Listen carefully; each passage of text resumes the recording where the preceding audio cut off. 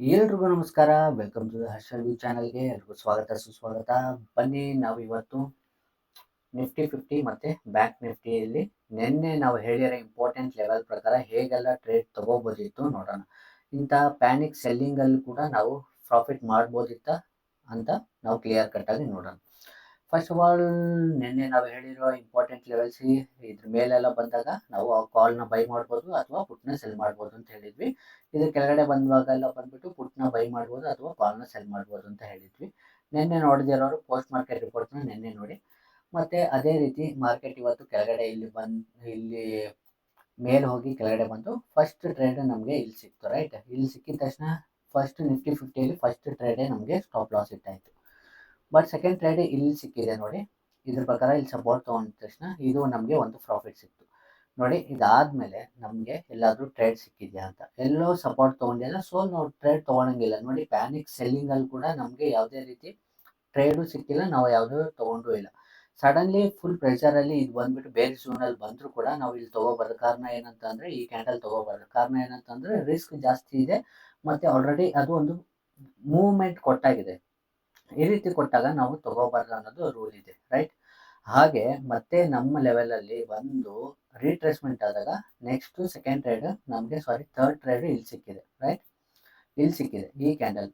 ಇಲ್ಲಿ almost 40-50 points Nifty 50ಯಲ್ಲಿ ಇವತ್ತು ನಾವು ತಗೋಬೋದಿತ್ತು. ಅದು ಇವತ್ತಿನ ಎಕ್ಸ್ಪೈರಿಯಲ್ಲಿ, ಮಂತ್ಲಿ ಎಕ್ಸ್ಪೈರಿಯಲ್ಲಿ ಕೂಡ ನಾವು ಆಲ್ಮೋಸ್ಟ್ 50-60 ಪಾಯಿಂಟ್ಸ್ ಇಲ್ಲಿ ಈಸಿಯಾಗಿ ಕ್ಯಾಪ್ಚರ್ ಮಾಡ್ಬೋದಿತ್ತು. ಓಕೆ, ನಾವು ಟ್ರೇಡ್ ತಗೊಳ್ಳೋದು ಯಾವಾಗ್ಲೂ ವೀಕ್ಲಿ ಎಕ್ಸ್ಪೈರಿ ಇರೋದು ಇಂದ ಮನೆಯಲ್ಲೇ ಮಾತ್ರ ನಾವು ತಗೊಳ್ಳೋದು, ರೈಟ್. ಅದಾದ್ಮೇಲೆ ಮತ್ತೆ ಇಲ್ಲಿ ಸಿಕ್ಕಿದೆ. ಇಲ್ಲಿ ಬಂದ್ಬಿಟ್ಟು ಕೆಳಗಡೆ ಹೋಗಿ ಮತ್ತೆ ಬ್ರೇಕ್ ಇವನ್ ಆಗಿ ನಮಗೆ ಬ್ರೇಕ್ ಇವನ್ ಅಲ್ಲಿ ಆಚೆ ಬಂದ್ವಿ ನೋಡಿ. ಈ ರೀತಿ ಕ್ರೂಷಿಯಲ್ ಮಾರ್ಕೆಟ್ ಅಲ್ಲಿ ಕೂಡ ನಾವು ಹೇಗೆಲ್ಲ ಟ್ರೇಡ್ ತಗೋಬಹುದು ನೋಡಿ, ಸಿಂಪಲ್ ಪ್ರೈಸ್ ಆಕ್ಷನ್ ಇಟ್ಕೊಂಡು ಅಲ್ವಾ. ಈ ಇಂಪಾರ್ಟೆಂಟ್ ಲೆವೆಲ್ಸ್ ಎಲ್ಲ ಬಂದ್ಬಿಟ್ಟು ನಾವು ನಿನ್ನೆನೆ ಹೇಳಿರೋದು. ಇವತ್ತರ ಪ್ರತಿ ದಿನಾನು ನಾನು ನವೆಂಬರ್ 4ನೇ ತಾರೀಕಿಂದನೂ ಪೋಸ್ಟ್ ಮಾರ್ಕೆಟ್ ರಿಪೋರ್ಟ್ ಈ ಇಂಪಾರ್ಟೆಂಟ್ ಲೆವೆಲ್ಸ್ಗಳ ಬಗ್ಗೆ ನಾನು ಹೇಳ್ತಾನೆ ಬರ್ತಾ ಇದ್ದೀನಿ. ನೋಡಿದ್ರು ಅಲ್ಲಿ ನೋಡಿ. ಅದಾದ್ಮೇಲೆ ನೋಡಿ ನಿಮಗೆ ಗೊತ್ತಾಗುತ್ತೆ ಇಲ್ಲಿ ಎಲ್ಲೂ ನಮಗೆ ಟ್ರೇಡ್ ಸಿಕ್ಕಿಲ್ಲ, ನಾವು ತಗೊಳಂಗಿಲ್ಲ, ನಮಗೆ ಯಾವುದೇ ರೀತಿ ಪ್ಯಾನಿಕ್ ಆಗೋ ಅವಶ್ಯಕತೆನೂ ಇಲ್ಲ. ಬಟ್ ಅದೇ ರೀತಿ ಬ್ಯಾಂಕ್ ನಿಫ್ಟಿಯಲ್ಲಿ ನೋಡೋಣ. ಬ್ಯಾಂಕ್ ನಿಫ್ಟಿಯಲ್ಲಿ ಕೂಡ ನಮಗೆ ಯಾವ ರೀತಿ ಟ್ರೇಡ್ ಸಿಕ್ತು ಅಂತ ನೋಡೋಣ. ಫಸ್ಟ್ ಆಫ್ ಆಲ್ ಬ್ಯಾಂಕ್ ನಿಫ್ಟಿಯಲ್ಲಿ ಸ್ಟಾರ್ಟಿಂಗೇ ನಮಗೆ ಒಂದು ಕ್ಯಾಂಡಲ್ ಇಲ್ಲಿ ನಮಗೆ ಟ್ರೇಡ್ ಸಿಕ್ತು. ಬಟ್ ಇದನ್ನ ತಗೊಂಡಿದ್ವಾ ಇಲ್ಲ, ನಾನು ತಗೊಂಡಿಲ್ಲ. ಕಾರಣ ಏನಂತಂದ್ರೆ ನನ್ನ ರಿಸ್ಕ್ ಒಳಗಡೆ ಬಂದಿಲ್ಲ, ಆ ಕಾರಣಕ್ಕೋಸ್ಕರ ತಗೊಂಡಿಲ್ಲ. ಕಾರಣ ಏನಂತ, ಬ್ಯಾಂಕ್ ನಿಫ್ಟಿಯಲ್ಲಿ ಯಾವಾಗಲೂ ಮಿನಿಮಮ್ ನಾನು 30 ಪಾಯಿಂಟ್ ರಿಸ್ಕ್ ತಗೊಳ್ತೀನಿ, ಮ್ಯಾಕ್ಸಿಮಮ್ 50 ಪಾಯಿಂಟ್ ರಿಸ್ಕ್ ತಗೊಳ್ತೀನಿ. ಅದು ಬೇಸ್ಡ್ ಆನ್ ಪ್ರೈಸ್ ಆಕ್ಷನ್ ಮೇಲೆ. ಓಕೆ, ಬಟ್ ಇದು ಬಂದ್ಬಿಟ್ಟು 60 ಪಾಯಿಂಟ್ ಮೇಲೆ ಇರೋದ್ರಿಂದ ನಾನು ಇದನ್ನ ಇಗ್ನೋರ್ ಮಾಡಿದೆ. ಬಟ್ ನನಗೆ ಇಲ್ಲಿ 35 ಪಾಯಿಂಟ್ಸ್ ಈ ಕ್ಯಾಂಡಲ್ ಅಲ್ಲಿ ಸಿಕ್ಕಿದಾಗ ನಾನು ತಗೊಂಡಾಗ ಇಲ್ಲಿವರೆಗೂ 100 ಅಂದ್ರೆ ಇದು ಸ್ಪಾಟ್ ಅಲ್ಲಿ 200 ಪಾಯಿಂಟ್ಸ್ ಹೋಗಿದೆ. ಓಕೆ, ಇಲ್ಲಿಂದ ಇಲ್ಲಿವರೆಗೂ 200 ಪಾಯಿಂಟ್ಸ್ ಹೋಗಿದೆ. ಬಟ್ ಪ್ರೀಮಿಯಂ ಅಲ್ಲಿ ಬಂದ್ಬಿಟ್ಟು 100 ಪಾಯಿಂಟ್ಸ್ ಸಿಕ್ಕಿದೆ. ಬಟ್ ನಾನು 100 ಪಾಯಿಂಟ್ ವರೆಗೂ ಕ್ಯಾಪ್ಚರ್ ಮಾಡಿದ್ನ ಇಲ್ಲ. ನಾನು ಕ್ಯಾಪ್ಚರ್ ಮಾಡಿರೋದು ಜಸ್ಟ್ 50 ಪಾಯಿಂಟ್ ಮಾತ್ರ ಕ್ಯಾಪ್ಚರ್ ಮಾಡಿ ಆಚೆ ಬಂದೆ. ರೀಸನ್ ಏನು ಗೊತ್ತಾ, ಆಲ್ರೆಡಿ ಮಾರ್ಕೆಟ್ ಇಲ್ಲಿಂದ ನಾವು ಕ್ಯಾಲ್ಕುಲೇಟ್ ಮಾಡಬೇಕಾಗುತ್ತೆ. ಇಲ್ಲಿಂದ ಆಲ್ರೆಡಿ ಮೂವ್ಮೆಂಟ್ ಇಲ್ಲಿವರೆಗೂ ಕೊಟ್ಟಾಗಿದೆ. ಓಕೆ, ಇಲ್ಲಿವರೆಗೂ ಕೊಟ್ಟಾಗಿದೆ, ಸಾರಿ, ಇಲ್ಲಿಂದ ಇಲ್ಲಿವರೆಗೂ ಕೊಟ್ಟಾಗಿದೆ. ಮತ್ತೆ ಇಲ್ಲಿ ಒಂದು ಕರೆಕ್ಷನ್ ಬಂದೇ ಬರುತ್ತೆ. ಓಕೆ, ನಾವು ಹೋಲ್ಡ್ ಮಾಡಿದ್ರೆ ಹೋಯ್ತಲ್ಲ ಅಂತ ನಾವು ಅನ್ಕೋಬಾರ್ದು. ಇನ್ನೂ 50 ಪಾಯಿಂಟ್ಸ್ ಹೋಲ್ಡ್ ಮಾಡಿದ್ರೆ ಸಿಕ್ಕಿರೋದಲ್ಲ ಅಂತ ಅನ್ಕೋಬಾರ್ದು. ಯಾವಾಗಲೂ ಅದು ಗ್ರೀಡಿಗೆ ಕನ್ವರ್ಟ್ ಆಗುತ್ತೆ. ಗ್ರೀಡಿಗೆ ಕನ್ವರ್ಟ್ ಆದಾಗ ಏನಾಗುತ್ತೆ, ನಾವು ಕರೆಕ್ಟ್ ಪೊಸಿಷನ್ ನಮ್ಮ ರೂಲ್ನ ಫಾಲೋ ಮಾಡೋದನ್ನ ಬಿಟ್ಬಿಡ್ತೀವಿ. ಆ ಕಾರಣಕ್ಕೋಸ್ಕರ ಗ್ರೀಡಿ ಆಗಬಾರ್ದು. ಓಕೆ, ಅದಾದ್ಮೇಲೆ ನೋಡಿ ಇಲ್ಲಿ ಬಂತು. ಇಲ್ಲಿ ಒಂದು ಸಪೋರ್ಟ್ ತಗೊಂಡಿದ್ರೆ ಖಂಡಿತವಾಗ್ಲಿ ನಾನು ಮತ್ತೆ ಟ್ರೇಡ್ ತಗೊಳ್ತಾ ಇದ್ದೆ. ಬಟ್ ಇಲ್ಲಿ ಎಲ್ಲೂ ಸಪೋರ್ಟ್ ತಗೊಳ್ತಾ ಇಲ್ಲ ನೋಡಿ. ಡೈರೆಕ್ಟ್ ಆಗಿ ಕೆಳಗಡೆ ಬಂತು. ಅದಾದ್ಮೇಲೆ ಮತ್ತೆ ರಿಟ್ರೇಸ್ಮೆಂಟ್ ಆಗಿ ಕೆಳಗಡೆ ಬಂತು. ನಮಗೆ ಟ್ರೇಡ್ ಸಿಕ್ಕಿರೋದು ಇಲ್ಲಿ. ಓಕೆ, ಸೆಕೆಂಡ್ ಟ್ರೇಡ್ ಇಲ್ಲಿ ಸಿಕ್ತು. ಇಲ್ಲಿ ಬಂದ್ಬಿಟ್ಟು ನಮ್ಮ ಪ್ರಾಫಿಟ್ ಆಯ್ತಾ ಇಲ್ಲ, ಲಾಸ್ ಆಯ್ತು. 35 ಪಾಯಿಂಟ್ ನನಗೆ ಲಾಸ್ ಆಯ್ತು. ಇಲ್ಲಿ ಬಂದಿದ್ದು 50 ಪಾಯಿಂಟ್, ಇಲ್ಲಿ 35 ಪಾಯಿಂಟ್, ಬ್ಯಾಲೆನ್ಸ್ 15 ಪಾಯಿಂಟ್ ಇದೆ, ರೈಟ್. ಅದಾದ್ಮೇಲೆ ಮತ್ತೆ ನಮಗೆ ಟ್ರೇಡ್ ಸಿಕ್ಕಿರೋದು ಇಲ್ಲಿ ಅಲ್ವಾ. ನೋಡ್ಬೋದು ಇಲ್ಲಿ ಮೇಲೆ ಇಲ್ಲಿ ಒಂದು ಟ್ರೇಡ್ ಸಿಕ್ತು, ಸ್ಟಾಪ್ ಲಾಸ್ ಹಿಟ್ ಆಯ್ತು, ಮೇಲೆ ಹೋಯ್ತು.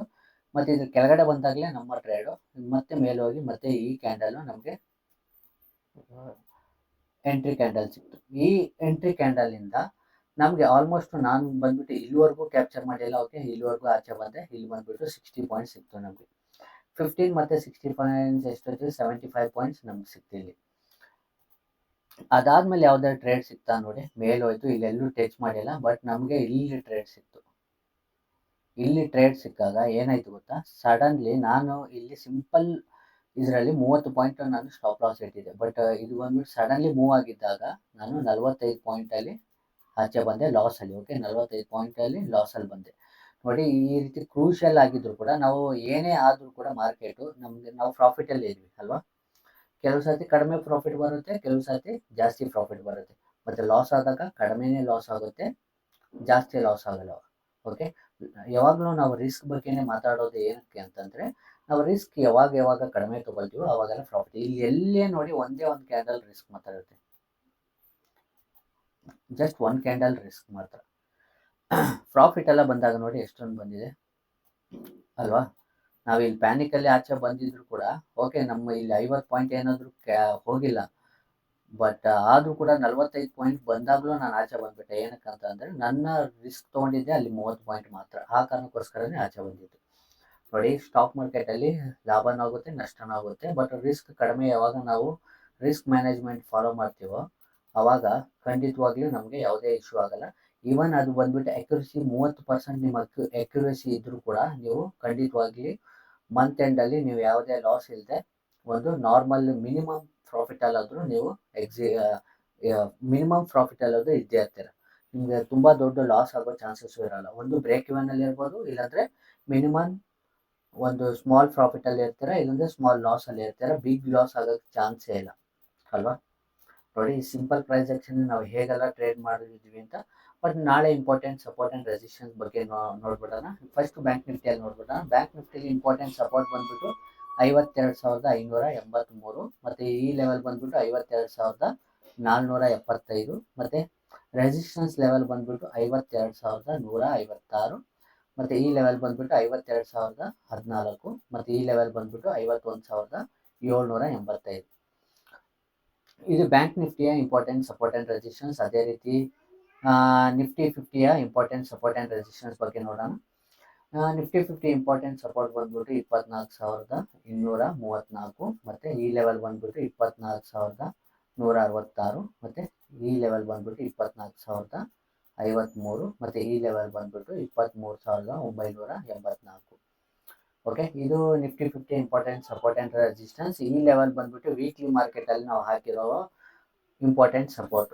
ಓಕೆ, ನೆನ್ನೆನೂ ನೋಡಿ, ಮತ್ತು ನಾವು ವಾಲ್ಯೂಮ್ ಬಗ್ಗೆನೂ ಹೇಳಿದ್ವಿ. ಬಟ್ ಇದು ಮಾರ್ಕೆಟ್ ಯಾವ ಕಾರಣಕ್ಕೆ ಬಿತ್ತು ಅಂತ ನೀವು ಹುಡ್ಕೋಕೆ ಹೋದರೆ ಒಂದು 10-15 ನ್ಯೂಸ್ಗಳು ಸಿಗುತ್ತೆ.